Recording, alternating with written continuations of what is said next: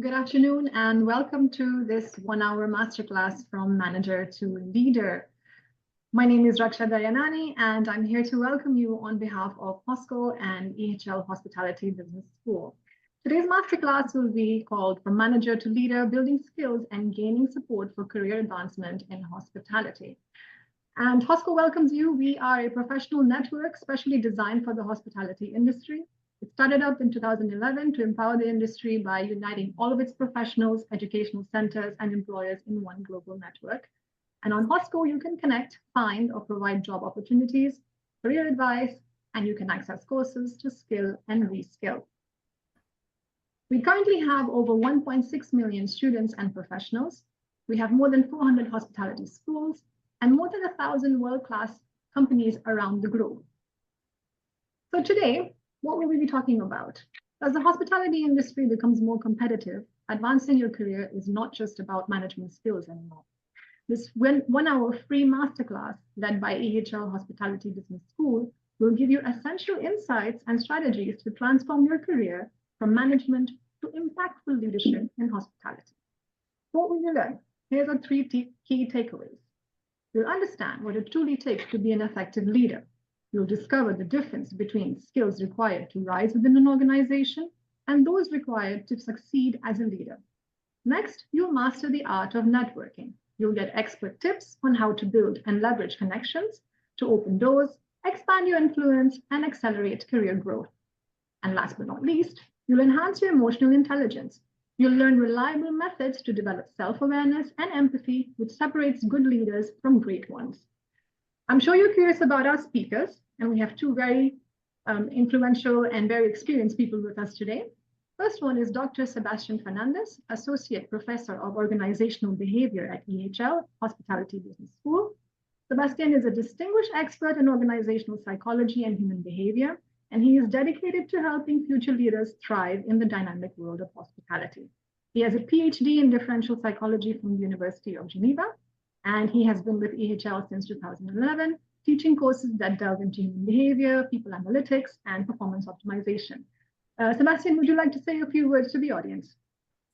Yes, so I will bring the psychological aspect to the I would say managerial skills this afternoon, and I will try to convey also what we know from a scientific perspective about emotional intelligence.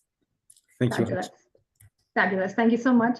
And our second speaker is none other than Bernold Schroeder, former CEO and chairman of the management board of Kempinski Hotels Group. Bernold is currently poised for new opportunities after an impactful tenure as a group CEO and chairman of the management board at Kempinski Hotels. He has been instrumental in elevating Europe's leading independent luxury hotel group. Since 2020, he has championed Kempinski's growth by enhancing guest experience, strengthening brand value, and building lasting relationships with stakeholders. Bernold, please tell us a little bit more about yourself. Yes, thank you very much, Raksha. Thank you, Sébastien. I'm a passionate hotelier since over 35 years. I have been living most of my life actually in other countries outside of Germany. So I truly enjoy this industry and working together with so many nationalities. And I think we can touch later on that and on the practical part of it. Thank you. Fabulous. Thank you so much, gentlemen. So before we start our session, 2 small things for housekeeping. If you have questions as a participant, please pop them in the Q&A and we will take them at the end of the session. And if you are needing to leave halfway through, or if you're wondering if you could rewatch this session, don't worry, it will appear in your inbox after a week. So without further ado, let's get started. Thank you, Raksha.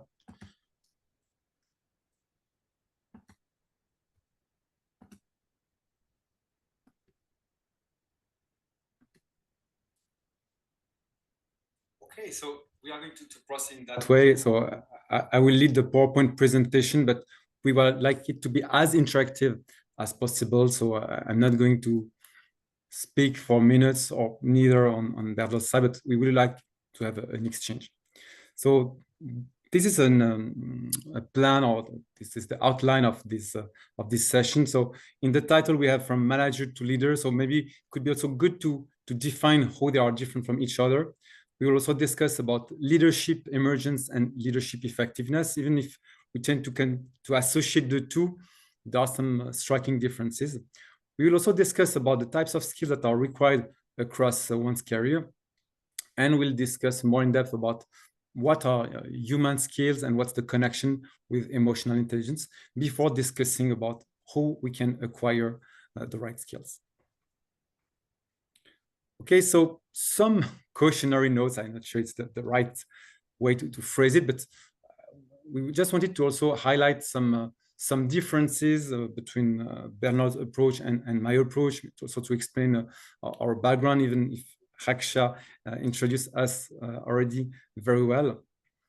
So Bernold will represent the inside perspective about hospitality, because he has been in this industry for more than 30 years, as he said before. And what I will bring is maybe more an outside perspective, because yes, I'm teaching at EHL, but I have not really started my career as a hotelier. So I really bring more like expertise in science or psychology and what it teaches us about how to lead people. So really, I think that we are going to be very complementary with each other. So on one side, Bernold Schroeder's expertise on the field, and my perspective or my view on maybe what makes people motivated or what makes them effective in their role as a leader.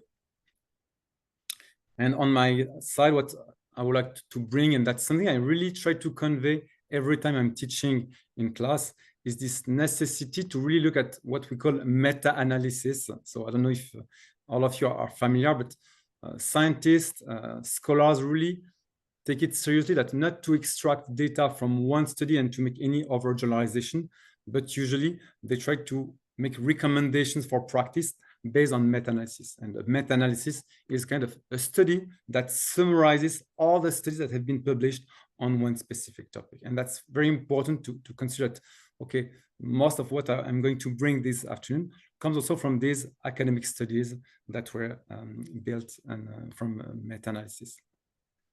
Also, one word about hospitality and other industries, and then I will give the floor to my colleague panelist, is that I know that we might disagree, Bernold and I, on this, and it's wonderful. But on my side, I really have the impression that the skills that make a great leader, a great manager, are not that different, I would say, in the hospitality industry and on other industries. Just because, okay, we have to assess people, we have to manage people, and the human being is the same in different industries. But I would love to hear also what Bernold would like to say on this. I know that probably we don't have the same approach or the same mindset. Well, thank you, Sébastien. I think that the big difference I always say is that in the hotel industry, or in general in travel and tourism, at one stage of your career, you should have really worked in the boiler room. I think that is very, very different from other industries, because if you have seen, if it is in aviation, if it is in a destination tourism office or in a hotel, the real insight from a rank and file position, I think it will add much more value in your leadership position later than in other industries, where it's maybe not that necessary. That is for me the number one difference to other industries. The second one is what I think that in our industry, it's still an industry where you can pursue a dream. Again, that is fundamentally different from other industries. Most industries, if you want to work for, let's say, the best investment bank, the best law firm, it depends which Ivy League school you selected. It depends how much did you invest in academic education.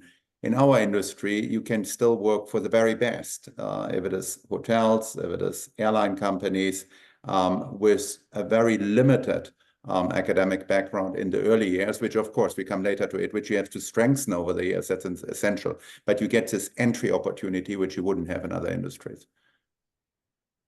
Would you say that, it prompts me this question, but do you think it makes maybe the industry more fair or more equal, so everyone has a chance to advance to a higher position more than any other industry?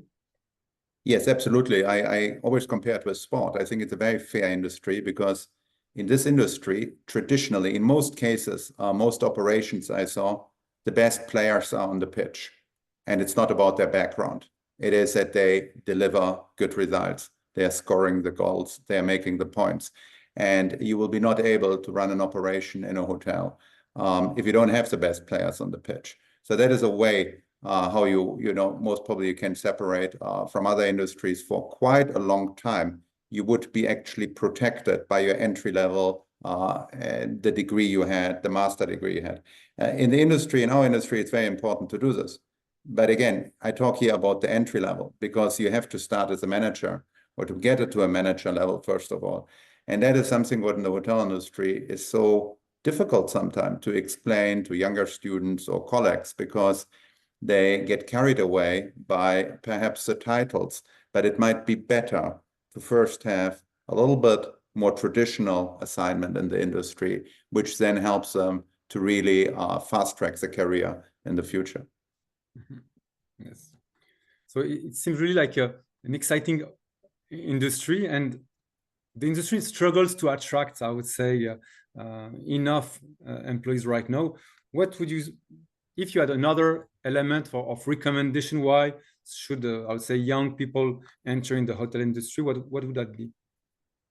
Well, first of all, I think it's a very, very strong sector. Traditional travel and tourism globally makes roughly 10% of GDP. If you just think about the sheer number, that means of every $100 we see today in the economy, $10 is generated by tourism and travel. Over 12% or so of the global workforce are related to travel and tourism. It is an industry which can't be digitalized in that sense. You need people. It is an industry which does not depend on research and development, which is so important. If I work in pharma or tech, if I don't come up with the right next product through R&D, I have a serious problem. Our business is about, to a very large extent, about execution on the ground. I think it's an industry where there is no more glass ceiling. It used to be an industry which was very dominated by Europeans like us. We went early overseas. We went to different countries.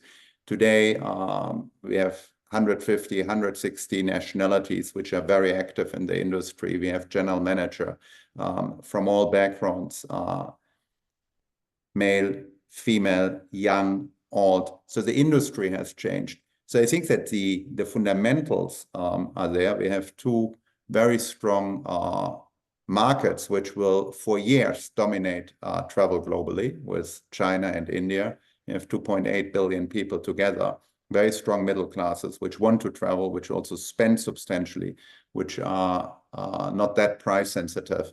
So for me, it is that we as leaders in the industry, we have to preach more about all the benefits, because in the old days, the industry had sometimes the reputation to be a rather rough business, low pay, you work on the weekends. But these are only some smaller disadvantages you used to have. And a lot of companies today have changed and have improved that. So we have to teach this, we have to speak about it, and then we have to bring people in the industry rather than always saying, well, nobody wants to go to the hotel operations. Okay.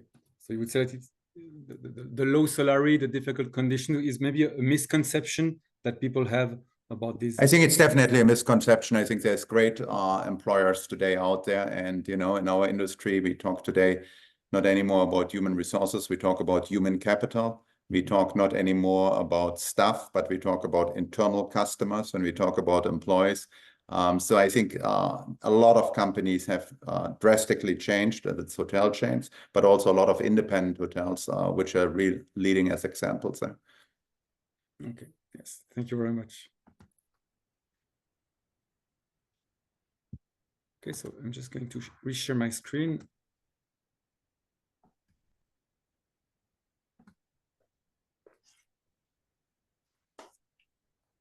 What we like to do also now is to discuss, because in the title is from manager to leader. And even if many people use the two terms interchangeably, I think that we can also see some differences between the two. So here I put some definition of a manager, with a person who is in charge of tasks and processes. I also put a person who has a higher status.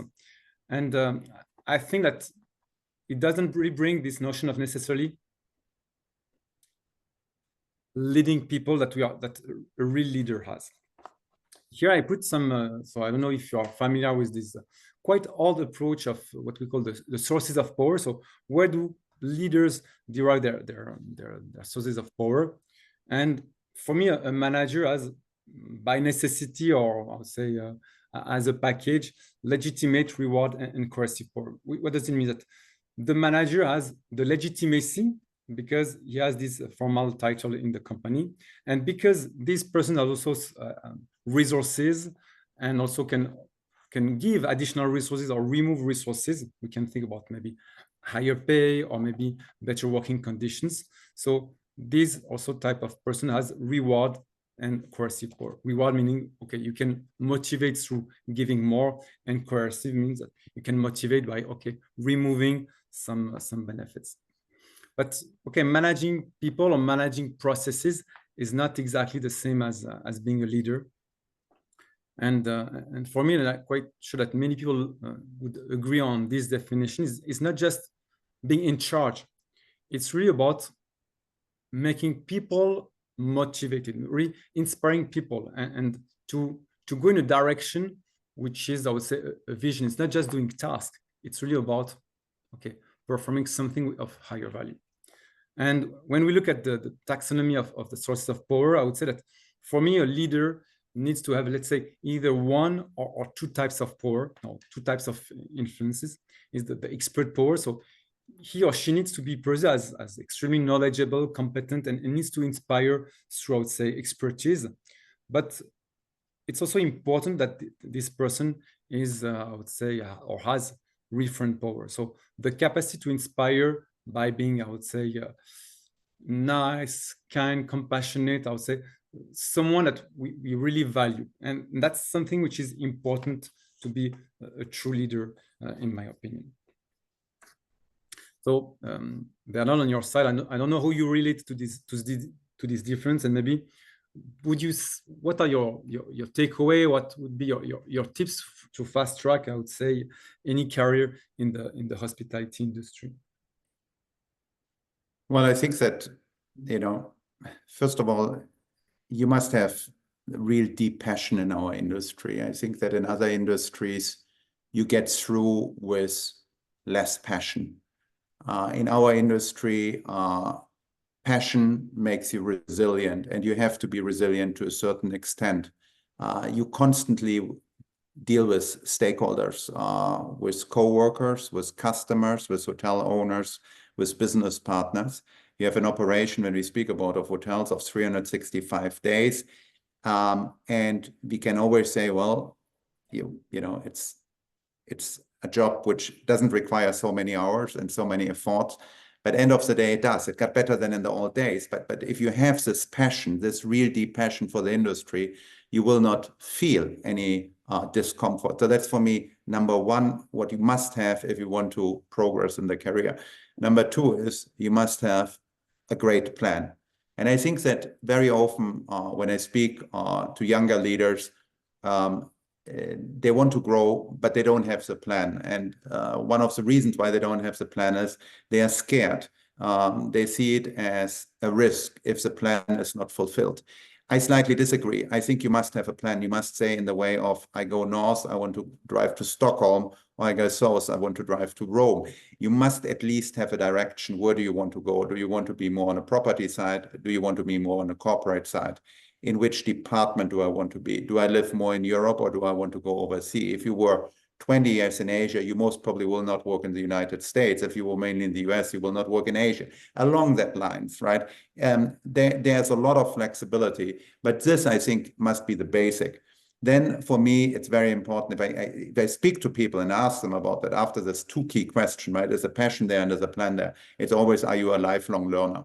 And if the person says yes and can explain me that the person is a lifelong learner, and I see really there is somebody who has this interest, then that is for me actually the level where I can say, okay, I can work with the person in any way. Because if the experience is not there, then I know the person is interested to learn, to be mentored, to invest into the person, to make it, just by experience, put it on a fast track career path. So it has to come from within. But same like in sports, you also, as an employee, you have to bet on the right team. You must go to the right club.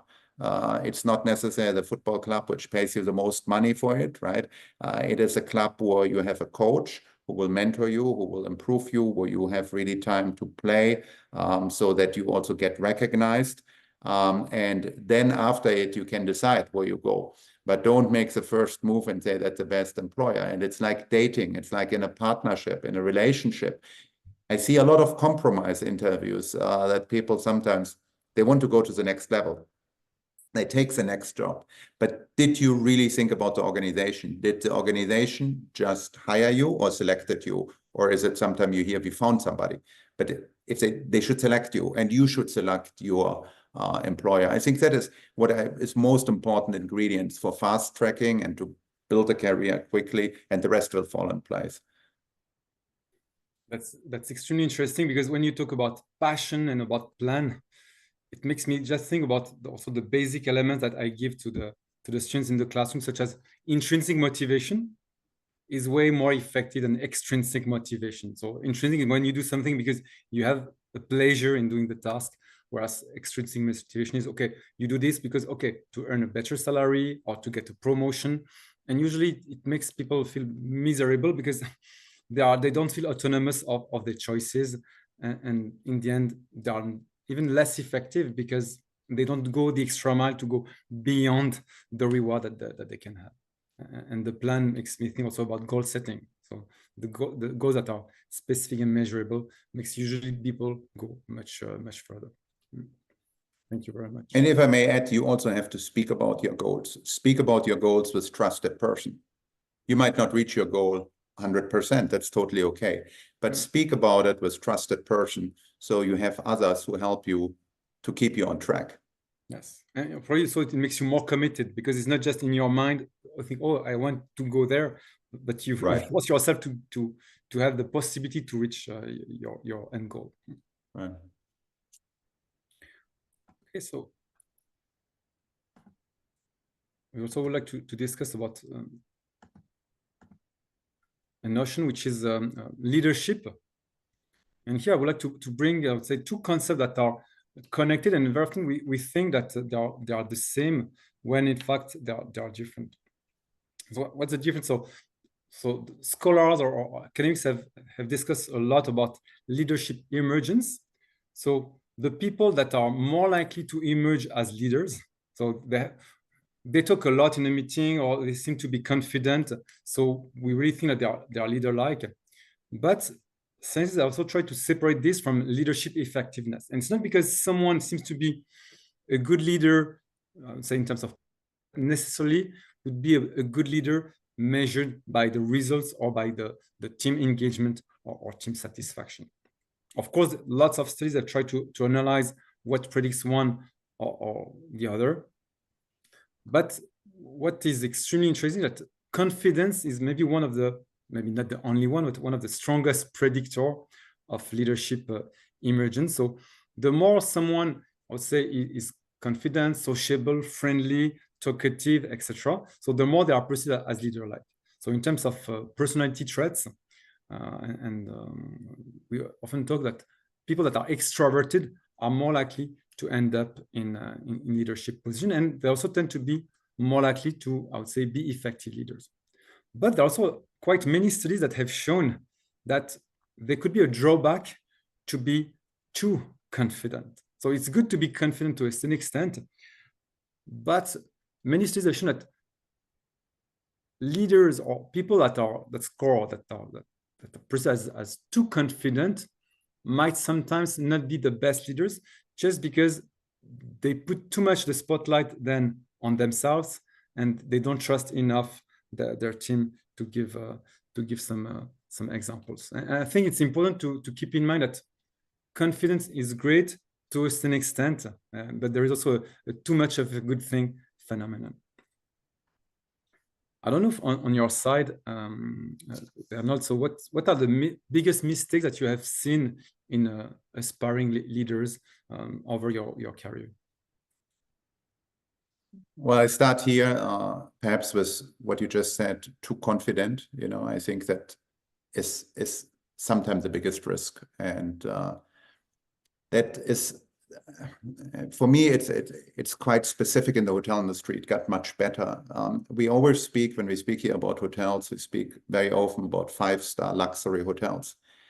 But I must be a good leader in any type of hotel segment. You know, we have today great mid-scale products. We have limited service products, fantastic hotels. And in the old days, I even experienced it myself, you know, in early days in Hong Kong and so on, that people got a certain arrogance about the product for which they work, and therefore they got carried away. And that's actually very, very sad, because they were in principle good hoteliers, but there's, depending on the product for what you work, there's a certain risk factor, and you have to make sure every day to realize this is not my hotel. I'm an employee in this hotel, and you know, to separate it. Second one, I think clearly some of the young leaders, and again, that has to be mentored and explained, are managing only in one direction. So you have to manage vertical, but you have to manage up and down very clearly, but you also have to manage horizontal. That is very, very important. Today, in our industry, there is quite a bit of overlap between different departments. And in the old days, food and beverage and sales and marketing, they were completely separate. Today, through revenue, branding, etc., they overlap. I must work also horizontal. I think that some leaders, younger leaders, sometimes it can be also on a higher level, they're not well enough prepared for the assignment. I think one big problem I see is the interview process. As I said earlier, sometimes interview processes are rushed. For me, it's essential to go through many rounds of interviews, and they have to be formal and informal. And there are great tools today to have a formal interview. But it's also important to have a meal together and to chit-chat and to understand the other person and to really see if the expectations from both sides are aligned. And then in the moment when you today sign up for a new job, or if it was in your own company, and I'm somebody who always prefers to hire from within. If I get 80% from within, I think that is better than I get 100% from outside in terms of resume. But if I have a new assignment, then today, this starts my preparation work for it. And I'm sometimes a little bit disappointed. I mean, as a mistake, when you ask me what is a mistake, that people come into a new role and they don't know the product, the environment, the customer well enough. And that is what is the extra mile, because if you come, an employee has a break-even point, a break-even cost, and you come into an organization or you come in a new environment in the same hotel group and you deliver quickly results, that sets you really apart, and people will notice this. The other thing I think it's important is that you must speak about tangible results when you have the interview, when you have the selection process. In our industry, is a lot of tangible results. Sometimes the mistake is made that we only speak about financial results, but that is not true. If you were in a food and beverage department, you can talk about quality results. You can talk about TripAdvisor comments, which were mentioning the food and beverage. You can speak about employee satisfaction and engagement results, which normally is done with third parties like Gallup and so on. So it's important that you measure all these results and that you build a portfolio out of it. And I call it actually a portfolio resume, because we look for the different experiences, but then you must be able to clearly communicate them during this interview process, and then thereafter, obviously, to deliver. Mm-hmm. And do you think that this lack of preparation, or this lack of trying to find information about the company, is it something that becomes more and more, I would say, important? Have you seen a difference over time, or not? No, I don't believe in, sometimes we get told it's a different generation, or, I don't believe into this. I think you find in any generation good players and not so good players. I think that I always, I look, when I speak to people, there's this people, these people in maximizing their, what Stephen Covey always so nicely described as your circle of influence, right? That is where you can make things happen. And you must take initiatives. That is very, very important. I think that, strong initiative beats a resume. And when you have this, and that's initiative is a result, in my opinion, of passion. If you have passion, you have initiative. You will take initiative in this business. You love the business. That sets you apart from others. And therefore, I think it's so important to also ask your team members in an organization. And we had these cases, I have seen it before. We had great accountants and they said, you know, my real dream is to work in a pastry. I want to work in a pastry shop. That is my dream. And then why don't you give the opportunity to the person? And there are people who worked in other departments and you transfer them. You must give these opportunities also, and you have to test it. But all this goes back to mentorship. If I'm as a leader, don't invest time in my human capital and have these conversations, and they cannot be just a year-end appraisal, then I can't help. And that goes to another subject now. How much time should you work from home? Because some of the mentorship get lost. You are not together with people. But you must keep the finger on the pulse. And then I think you can tremendously help people. And it is so satisfying to see people grow and building these careers. Mm-hmm. Great. Mm-hmm. Thank you.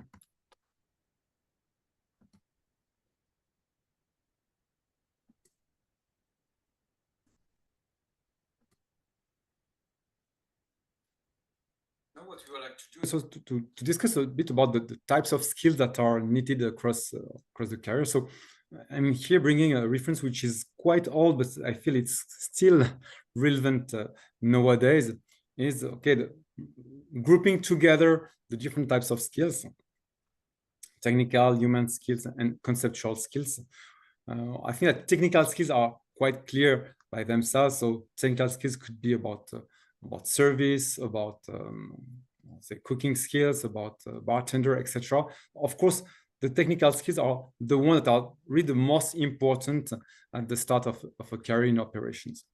And once the person moves to a step further to, I would say, team leader. So what seems to be the most important at that point is the human skills. So read what we call by human skills is social skills, the capacity to motivate the team, the capacity to recognize people, to handle any conflict that might arise. And according to this model, when you become, I would say, more, I would say, at a senior level, general manager or even above. So what could be the most important is the conceptual skills. So the capacity to analyze information, to make the right decision, to decide if, let's say, you need to open a hotel in that way or in this way. And I think it's interesting because it shows as well that across one's career, across one's lifespan, we cannot rely on skills of the past to succeed in the next role. So someone can be extremely good in operations, but doesn't necessarily mean that this person will be good as a team leader, because what comes next is the human skills. So here again, I would love to hear also what Bernold, you have to say about this transition, and also what do you consider as the skills that are necessary to go from, let's say, general manager to area general manager, or from area general manager to let's say more, I would say, corporate hotelier role? Yeah, I think thank you, Sébastien. I think that you know, it all starts with lifelong learning, and you know, that is most probably not only an issue in our industry. In many industries, you're only as good as the last game, right? And when you read biographies of famous tennis players, of sports celebrities, they train harder than others. They consistently improve. They might take their golf swing apart and basically put it back together. Also, they won the Masters and so on. So I think that is something what we, you know, it should come to a certain extent from within, but again, we have to preach it, that the learning can never stop. That is for me the most important, because in this, the slide is explaining it so well. In this journey you are doing from early entry over, let's say, 20 years to a manager position, a general manager position, you need different skill sets. And if you stop learning, and in our industry, sometimes you hear a lot about the past, you will be not able anymore to deliver today the demands of our industry. I give simple examples. If you're a general manager, in the old days, there were different skill sets for it to a certain extent. We are all great hosts. You're on the floor, you're passionate about your guests and so on. But the hotel industry, end of the day, is, we always say we are hoteliers. It's a great word. But what is a hotelier? If I'm a leader of a hotel, I'm in an operating business and I'm in a real estate business. And it's a very complex asset class, hotel real estate, because it is both. It's real estate and operating business. If I have a car park, it's basically just a real estate business. It doesn't need much operational skills. So I'm a great operator. Now I have to learn. I have to understand, what does it mean to improve perhaps 1% or 2% of profit of my property? What does it mean on the balance sheet? How will the valuation go up of the property?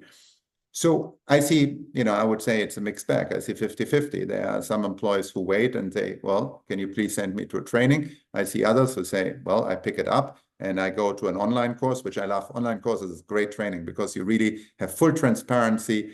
You see what the employees are doing. You can help them. It's transparent. It's a relatively limited cost. Most hotel companies support it. Then the second big part of it is, are you actually doing the next assignment only because it has a good and for you perhaps reputational image? I become an area general manager, a vice president of operations. Well, if I want to be a great single asset general manager, and I know many of them who are very famous, who are fantastic, they told me, Bernold, I don't want to do a corporate job. I love what I do. I want to run every day this machine here, and it's a big machine, very profitable machine, has a great status. I love to do this. So sometimes I see that some of the colleagues say they want to work in a corporate office. Well, you become area general manager, your life is very different. You have to fly every day, you have to rush, you sit in the plane, you have to do Excel spreadsheets, you have to read financial reports, you have to learn a lot about the economy of the neighboring countries where you supervise the properties. You have to spend a lot of time with hotel owners, and you also have some time, to give in to your corporate office or the owner. So you're in the middle. Is this really what you want to do? And I think that is very important always to reflect at the beginning. That is my plan. This is where I want to be.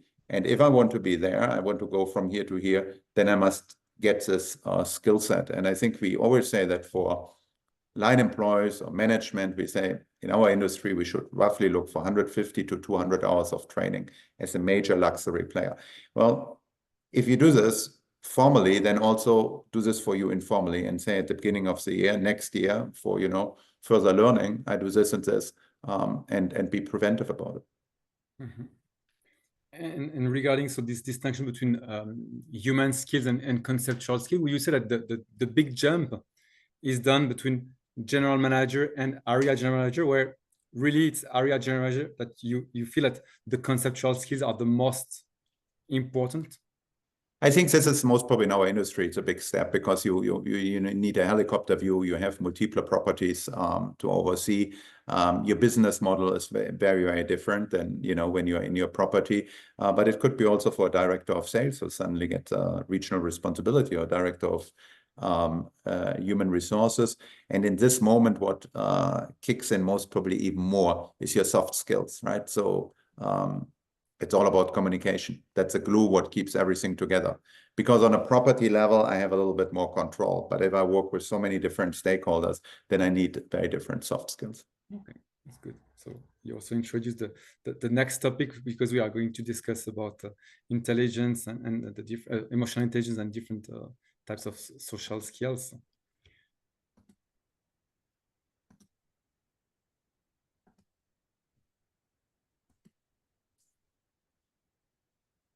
So here I wanted to bring the topic of emotional intelligence, because that's a hot topic, and I think that the first time the definition of emotional intelligence was given was in 1990, and soon after, so Daniel Goleman published a very famous book, which is Emotional Intelligence, and he said something that at that time was really brilliant, or I would say groundbreaking, is that emotional intelligence matters much more than IQ.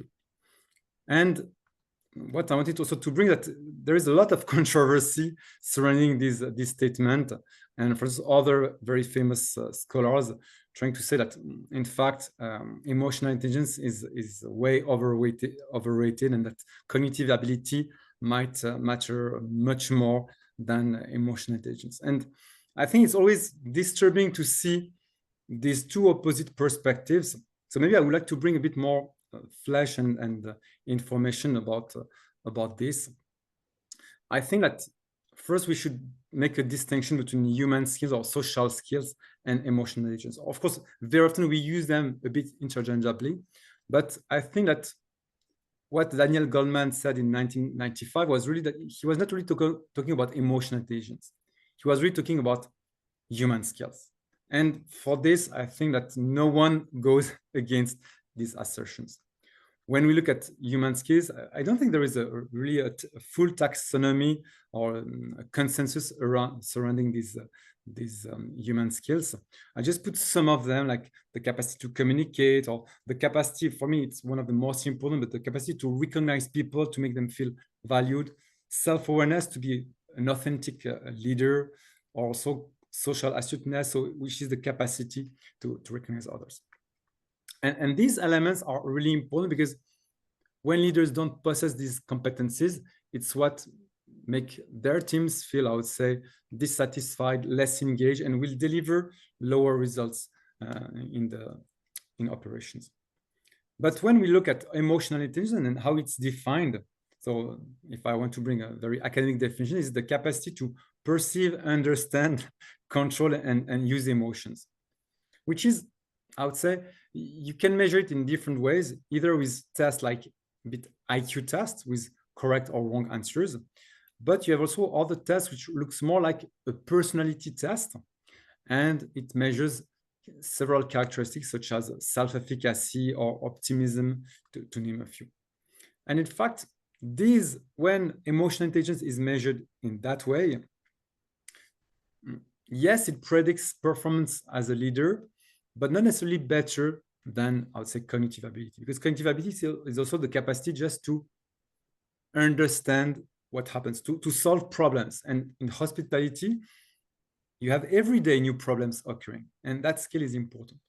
So what I try to convey here is that we can measure emotional intelligence, but the way that psychologists or scientists measure this intelligence is not yet capable to fully address these skills such as communication, recognition, self-awareness, etc. And that's why I think that maybe the best way that we can still measure these social competencies is either through well-designed interviews or through a selection process called assessment center, where you ask candidates to perform different actions in different scenarios, and you see to which extent they either have this capacity to be aware of themselves, of their limitations, or if they are capable to manage conflicts in the right way.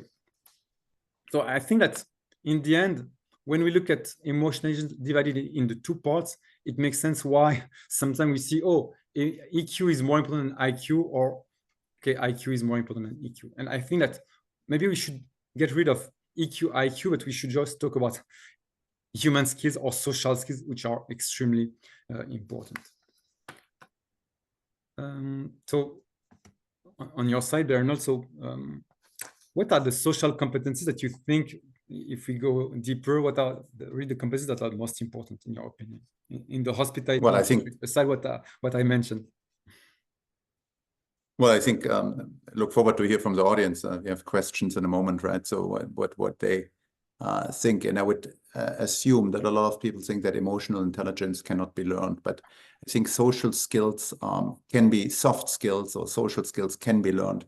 And I want to encourage everybody to spend time on that, because when we talk about training, I always say there is a technical training, but there is a lifelong training. And the lifelong training, if you enter the hotel industry today, you have so many opportunities, right? Everybody wants people from the hotel industry because of service culture, flexibility, speaking languages, and so on. If you have the right soft skills, you can go much faster than others in the industry. And I want to encourage you to learn them. And I think there's many, many ways to do it. Today I'm a great fan of YouTube. I think, many of you, the audience, they commute. I know employees who commute one way, 2 hours, half an hour, watch YouTube, listen to podcasts, right? And if you can just pick up a little bit, that is already good, right? Because I can play tennis, I have a great forehand, if the player has a great forehand, but no backhand, you cannot survive, you can't play the game, right? So they might have the best forehand in the world. And so I always tell people, you must learn at least enough to be dangerous in the positive sense that you can work on it. And so very often I hear people say, oh, I'm not a good presenter, I'm not a natural speaker.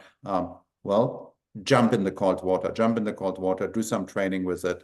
And I think then there are tremendous opportunities, to grow in our business, and there's no ceiling. Yes, it makes me think also about this notion of a growth mindset, which is that in fact any skill can be learned, and with this mindset, usually people tend to go much further than with the mindset of, okay, I have skills, I cannot improve that much. So that will be the last slide that we are going to discuss. And I just would like to mention about, okay, what are the known methods to improve as a leader or to get skills?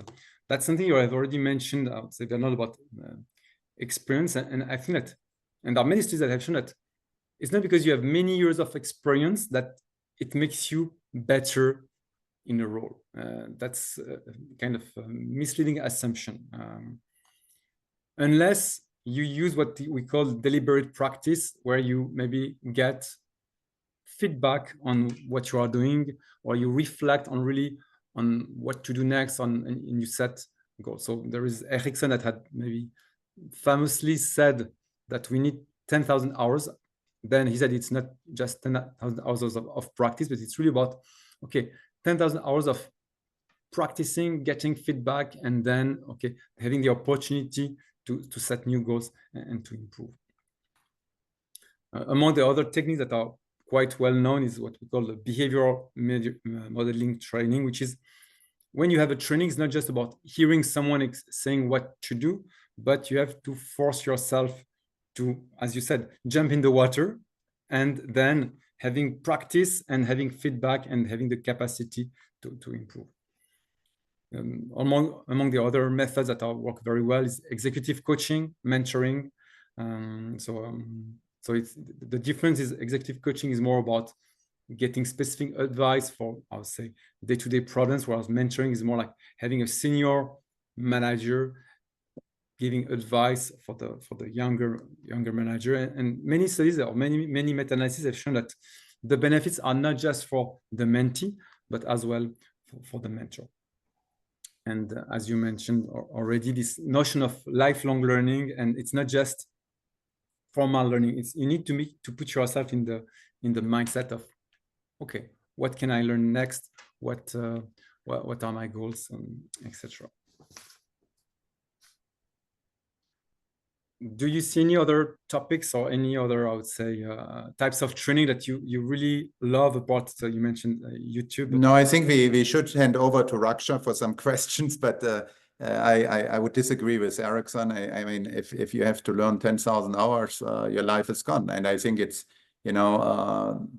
Atomic Habits says it very nice. Every day get 1% better in something, and start it, and don't plan training too long, but just learn something, and, start with small steps, and then you will you get the feeling to grow more, and things will fall in place.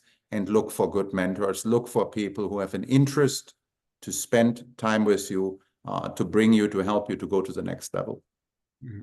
I just want to also make just also an addition that Ericsson did also a lot of things about sportsmen and professional musicians, where it requires a lot of practice. That's why the 10,000 hours has been highly criticized. So it's just to show a large amount is necessary. Great. Thank you. Thank you. Thank you, Sébastien and Bernold. That was very engaging. I have enjoyed the session. I'm sure the participants have as well, because we have a lot of questions.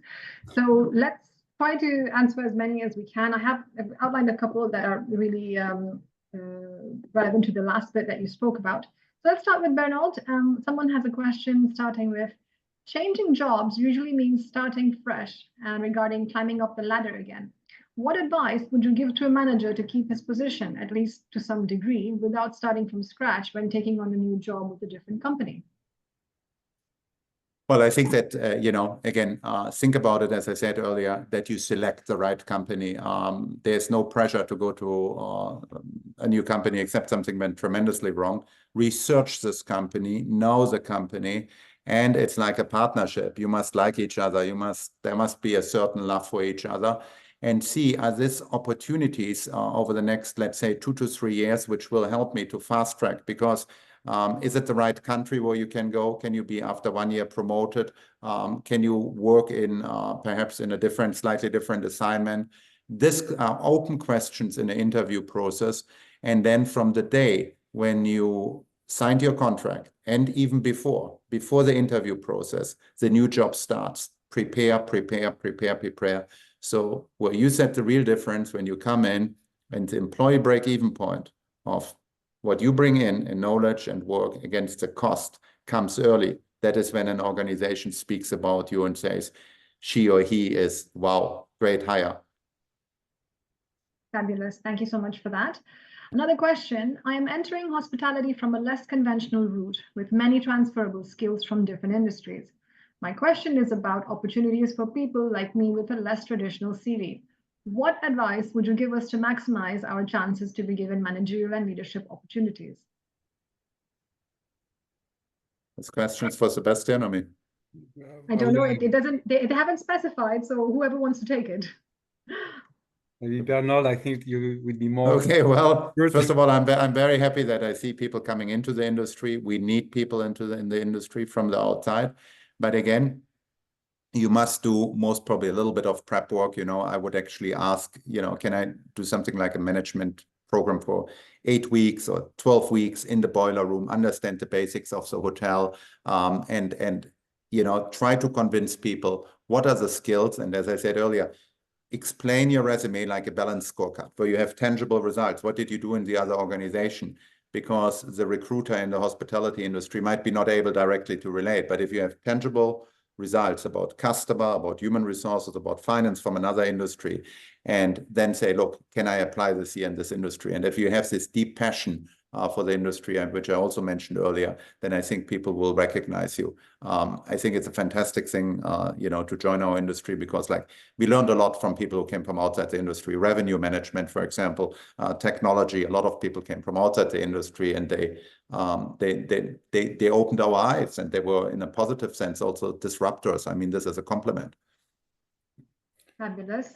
Thank you. Another question that I have here is, I saw a very quick growth in my career. I'm holding a position which will generally require 2 years of experience for anyone. Do you feel that the new world of hospitality is focusing more on vibrant skill set, strong character, and unique personality, rather than extensive experience? If yes, does this factor affect the leadership style and qualities of future leaders like me? Sébastien? Yes, I would say yes, of course. So we have discussed in depth that the social skills are so important, emotional intelligence. So if you can show that, or if the person can show that he has the capacity to motivate the team, for me, that's key. So because without team's motivation, nothing is done in the hotel. So that's probably the most important thing to do, not experience in any other, I would say, industry. Okay. And join an organization which has the mentality that the best players are on the pitch. Because if you have a very conservative organization which promotes by different aspects, you will be not happy. You will go in a very, very long loop. Look for companies which engage with you. The best players are on the pitch. Mm-hmm. Okay. And then this one is a bit related to remuneration. Do you think the hospitality industry pays its employees well? Do low wages prevent career development and greater motivation? And how can managers and leaders help change that? Maybe Bernold could answer the first part of the question, and maybe I could answer the second part about Okay. So my answer here is look, it's actually it's complex because it depends on which part of the world you are working. Asia has many Asian countries a fantastic system. I just came back from Thailand where the service charge is passed on to the employees, and service charge can be a multiple of your base salary.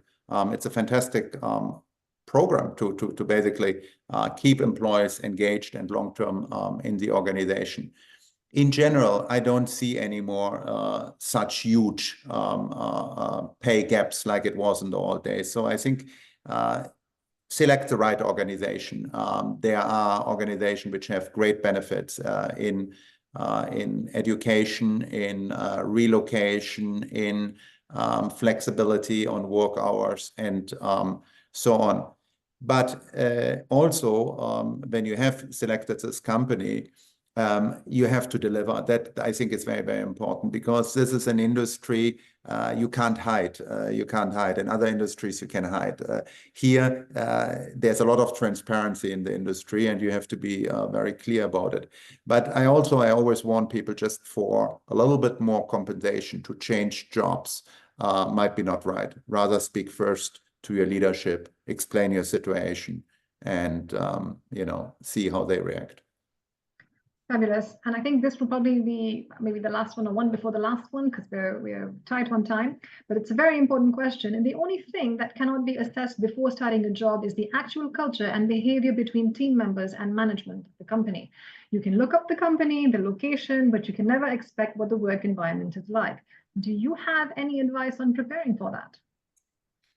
I would say that nowadays, so we have good, I would say, we have websites such as Glassdoor.com, where current employees or former employees post, I would say, information about their job. So in the same way that we have Booking.com for, I would say, customers having to choose a hotel, but no, we have exactly the same. And so you can get a lot of information about salary, about the culture, about work-life balance for every single company. Okay, that gives us time for one last one. And this one is, what is your recommendation to pick the right leader to work for? What question would you ask during an interview to determine that match? Well, I think you have to be very open. You have to be very open and ask, are you somebody who's mentoring me? How will the organization look after me? Is this a nice environment to work for? I think that is important. You want to work in a nice environment. And if you get an answer or if the interviewer does not react positively on that, I think that is a signal that you might want to consider other opportunities. Fabulous. Thank you so much to both of you for the answers to the questions and also for your insightful presentation with so many tips and so many insights from the industry itself and from the academic perspective. I think this blend has been wonderful. I want to thank everyone for joining us and the speakers, of course, for facilitating this lovely session. EHL Hospitality Business School has a wide range of degree programs fully in English. Some are part-time, some are full-time. And if you're curious about them, don't worry, if you've opted in to receive communications from us, you will receive the information. But if you're still curious and can't wait, please log on to gs.ehl.edu in the meantime. And last but not least, if you've missed the webinar partially or had to go or want to watch it again or want to share it, you'll receive it within 1 week's time. And on behalf of HOSCO and EHL, I wish you a pleasant evening ahead and thank you for attending. Thank you, Raksha. Thank you, Sébastien. Thank you very much.